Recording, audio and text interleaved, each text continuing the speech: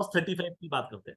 Clause 35 में please note करें, जो मैंने आपको बताया इंपॉर्टेंट क्या है कि सर पहले एक ट्रेडिंग क्लॉज ए है ट्रेडिंग के लिए, और मैन्युफैक्चरिंग के लिए sir raw material finish good सबकी बात करता है।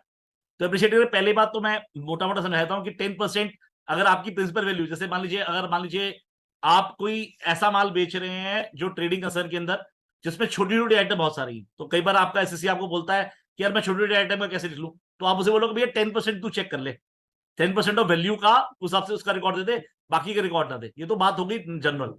पर क्वेश्चन उठता है, मान लीजिए मैं ऑडिटी हूं, मैं रिकॉर्ड आपको नहीं दूंगा, मान लीजिए नहीं देता हूं, तो अगेन मैंने बताया क्योंकि मैंने बताया, जो पहली बार बताया था, अगर मैं कहीं पे क्वेश्चन लिख रहा तो नॉट एबल लिखना जरूरी है, पर क्योंकि मेरी ट्रेडिंग कंसर्न है या मेरी मैन्युफैक्चरिंग इंडस्ट्री है, क्लॉज 35 तो लिखना था, मेरे को बनाना था।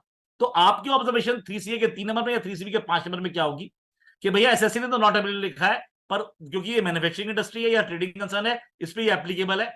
हमने इससे इंफॉर्मेशन मांगी थी, इसने हमें इंफॉर्मेशन प्रोवाइड नहीं करी है। अगेन मैं बार बार वर्ड्स बोल रहा हूं, प्लीज ध्यान रखिए, प्रोवाइडिंग और नॉन मेंटेनिंग में जमीन आसमान का फर्क है।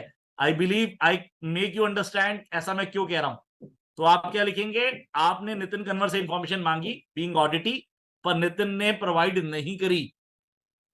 अगर आप लिखते हो नॉट मेंटेन्ड तो दिक्कत आएगी मेरे को, मैं क्लियर हूं आपको sir, it has not been provided. Clear sir, clear.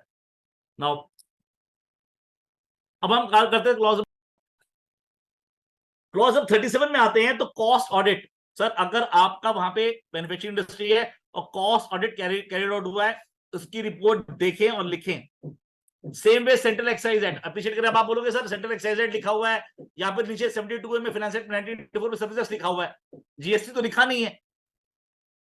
तो अगेन सर अगर जीएसटी ऑडिट हुआ, अगर कुछ ऐसी बात लिखी है जो मैं नहीं दिखाना चाहता, तो मैं क्या आपको मैं रिपोर्ट करूंगा, आंसर इज नो। पर आपको पता है, तो आप बोलोगे सर हमने तो इसको बोला है कि भाई एक्साइज की जगह तो जीएसटी भी हुआ है तो वो बता दे, पर उसने बोला भैया क्योंकि लॉ के अंदर फॉर्म के अंदर अभी भी ये एक्साइज एक्ट की बात कर रहा है या फिर सर सर्विसेज की बात कर रहा है, तो जीएसटी की बात नहीं कर रहा, इसलिए मैं कोई इंफॉर्मेशन आपको नहीं दे रहा। मैं क्लियर हूं आपको sir, it's very very important. तो प्लीज अप्रिशिएट कीजिएगा, अगर ऐसा कुछ है तो आपको रिपोर्ट करनी पड़ेगी। क्लियर। नाउ बट भैया इसमें इसमें स्पेसिफिकली अगर सेंट्रल एक्साइज के बारे में पूछ रखा है, इनडायरेक्ट टैक्सेस तो कहीं भी वर्ड यूज नहीं कर रहा है। मैं आपकी बात सही, मैं आपकी बात बड़ी कर रहा हूँ, आपकी बात सही है भैया, मैं खुद कह रहा हूँ आपकी बात सही कर रहा हूँ, मैं तो कह ही नहीं रहा आपको। आप मैं जो आपकी बात कह रहा हूँ एकदम ठीक है। Now let us know clause 40, इसमें रेशियोज की बात करता है। मेरा क्वेश्चन ये है कि जब हम टोटल टर्नओवर की बात करते हैं वो हम निकाल लेंगे, जीपी की बात, नेट प्रॉफिट, उसके बाद वो बोलता है स्टॉक की रेशियो की बात करता है। तो स्टॉक की रेशियो अगर मेरी मान लीजिए मेरी मैन्युफैक्चरिंग इंडस्ट्री है, तो कैसे करूंगा भैया, मैं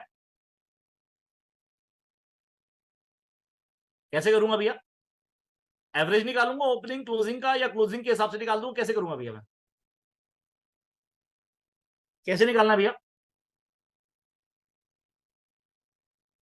निकाल तो क्लोजिंग के ऊपर ही रहे हैं। मतलब मेरी अगर फिनिश गुड्स अगर मेरे जो भी है, तो मेरा क्वेश्चन क्या था भैया, इंपॉर्टेंट क्या था, यहां पे वर्ड लिखा हुआ स्टॉक इन ट्रेड और मैन्युफैक्चरिंग इंडस्ट्री हो। हाँ मैन्युफैक्चरिंग इंडस्ट्री हो, तो क्या रॉ मटेरियल में ट्रेड करते हो क्या आप डब्ल्यूआईपी में ट्रेड करते हो क्या, आप ट्रेड करते हो सिर्फ किसमें, फिनिश गुड्स में। तो यहां पे सही मैंने में रेशियो क्या निकलना चाहिए, सिर्फ फिनिश गुड्स का। मैं क्लियर हूं आपको। अब ऐसे केस में मान लीजिए इस रेशियो पे मेरी मान लीजिए कोई लिमिट, बैंक लिमिट डिपेंड करती है, राइट। तो मैं क्या करूंगा, ये डॉक्यूमेंट किसका है, ये डॉक्यूमेंट किसका है, ये ऑडिटी का। तो मैं तो वैसे ही निकालूंगा जैसे आप निकालता आया हूं मैं, stock irrespective of raw material, irrespective of WIP, irrespective of finish goods, सबको ऐड करूंगा, रेशियो निकाल दूंगा। और आप क्या करोगे सर, 3CA के 3 नंबर में, 3CB के 5 नंबर में, कि सर इसने तो रेशियो निकाली है पूरे स्टॉक पे, पर स्टॉक इन ट्रेड के हिसाब से ये रेशियो निकलती है, बिकॉज रॉ मटेरियल और डब्ल्यूआईपी में ये ट्रेड नहीं करता है। मैं क्लियर हूं आपको, right. Then clause 51 talks about refund की बात करता है, कोई आपका रिफंड आया है अदर देन इनकम टैक्स और वेल्थ टैक्स के अंदर, तो वो आपको डिटेल देनी है, राइट सर।